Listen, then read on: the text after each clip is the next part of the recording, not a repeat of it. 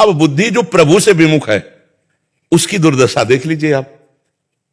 वो अपनी बहन जैसी बहनों के साथ क्या दृष्टि रखता है, वो अपनी बहन जैसे बहनों के साथ क्या बर्ताव करता है।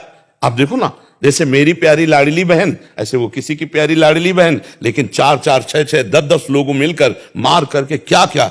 बुद्धि तो उनके पास है, लेकिन बुद्धि का क्या प्रयोग हो रहा है आप विचार करके देखिए। क्या आप सोचो, बुद्धि है पर भक्ति रहित है, धर्म रहित है, इसलिए बेकार है।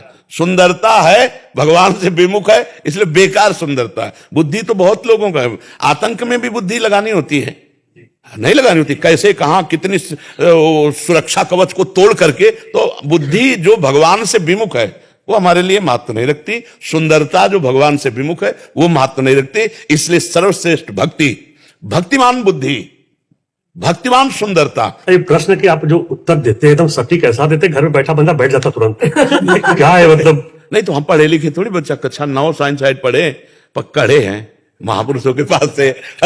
बड़े बड़े सिद्ध महापुरुषों के सानिध्य मेरे उनका लगता है बाबा मुझे कोई बोल रहे क्या भाई, नहीं करना कल से सब। हाँ, ये भगवान की कृपा है कि जो सुनेगा ऐसा लगेगा मेरे लिए ही सत्संग हो रहा है। नहीं करना, कल से गलत काम नहीं करना। यही हम अपने जीवन का यही लाभ मान रहे हैं कि हमारे जो समाज में है उसमें कुछ यत्किंचित सुधार शुरू हो गया तो हमारा जीवन धारण करना सार्थक हो गया। नहीं तो भजन करके अपने लिए मोक्ष पदवी प्राप्त करके मर जाते, कौन जानता। ऐसे हमारे जीवन का लाभ 4 लोगों को मिल रहा है तो हम और ऐसी स्थिति में। महाराज जी, गलत करते समय आपकी फोटो सामने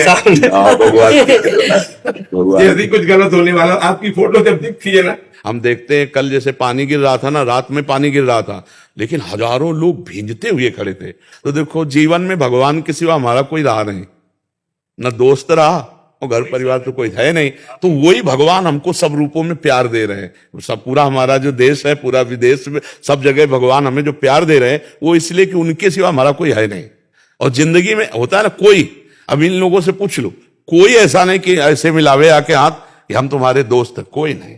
यही दोस्त रहे तो अब हमारे दोस्त का नक्शा है ये जो नक्शा है ना, ये हमारे दोस्त का नक्शा है। हमारे दोस्त प्रभु रहे, संसार का कोई दोस्त तो ना नहीं, उसी का नक्शा है। वही प्यार कर रहे, इतने रूपों में सुख दे रहे। बनारस से घूमते सीना चौड़ा होता है कि प्रेमानंद बाबा यही से है। हाँ, बनारस के घाट ही हमारे जीवन थे। हम भी बनारस ही। अच्छा, हाँ, यहाँ से 80 घाट पहले कच्चा था, 80 घाट से लेके मणिकर्णिका घाट तक यही हमारा शयन गृह था। यही, और जो प्रारब्ध अनुसार मिल जाए घाट में वही पाना। कई बार वहां के संतों ने आके कहा कि मारवाड़ी क्षेत्र है, आप 4 कदम चले जाइए, पा लीजिए, या मुमुक्षु भवन है वहां चले जाइए, हम कहा जो महादेव जी अन्नपूर्णा घाट में देंगे। तो कभी कभी 5-5, 6-6 दिन हो जाते थे, भोजन नहीं मिलता था, क्योंकि घाट में कौन, मणिकर्णिका का पीछे एकदम है ना। हाँ, तो शाम के जब 80 घाट आते थे और जहां भिक्षुक लोग बैठते वहां थोड़ी देर बैठ जाते, तो कभी कोई एक पेड़ा, कोई बर्फी या कुछ ऐसे दे दिया। मगर उस समय साय मचा था, बस मुझे ब्रह्मबोध करना है, मुझे ब्रह्मबोध करना, अपने स्वरूप का बोध, मैं कौन हूं, बस इसकी, किसी से कोई मतलब नहीं। अगर कोई हमसे बात करने के लिए आता तो हम खंडहर में चले जाते थे। पीछे बहुत से खंडहर हैं, जो घाटों के पीछे आप जाइए ना, बहुत से खंडहर हैं। तो ऐसे जीवन व्यतीत करते। वर्षा होती थी तो खंडहरों में, दोपहर में जो पंडों की छतरी होती है ना, हाँ, वहीं आनंद से गंगा जी की लहरें, वहीं दोपहर काटते थे। ऐसा मतलब तन्मयता थी कि बस ये आज विश्वनाथ जी के दर्शन होंगे साक्षात, ऐसा लगता। 3 बजे रोज जल चढ़ाने जाते थे विश्वनाथ जी के।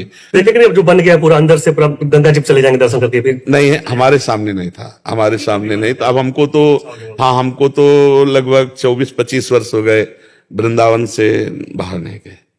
जब उस समय की बात की, पूरा 80 घाट कच्चा था, पैदल किनारे किनारे जाते थे, घाटों से किनारे से, और फिर मणिकर्णिका घाट से ऐसे ऊपर चढ़ के फिर रोज दर्शन कर ले जाते। हाँ, साधक नीलम भगत जी, नर्मदा तट, जबलपुर से।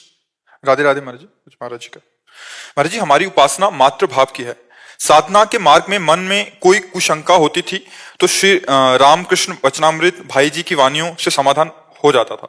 आज वही कार्य आपके सत्संग से हो रहा है। श्री जी द्वारा कृपा से वही प्रकाश आज आपकी वाणी से उद्घोषित हो रहा है। महाराज जी, प्रार्थना है कि हमारे जो 1-2 प्रश्न है महाराज जी, साधना में उन्माद अवस्था व तीव्रता प्राप्त कैसे होगी? महत्व बुद्धि जो हमारी भगवान के नाम में और भगवान में इतनी हो जाए कि उनसे समान या उनसे बढ़कर कोई त्रिभुवन में ना रह जाए, जैसे सरल भाषा में हमारे अंदर भजन मार्ग में हम चल रहे हैं, भगवान की प्राप्ति की लालसा है, लेकिन कोई भी भोग सामग्री मिल जाती है और हम भगवान को भूल जाते हैं, तो वो भोग सामग्री भगवान से अधिक हो गई।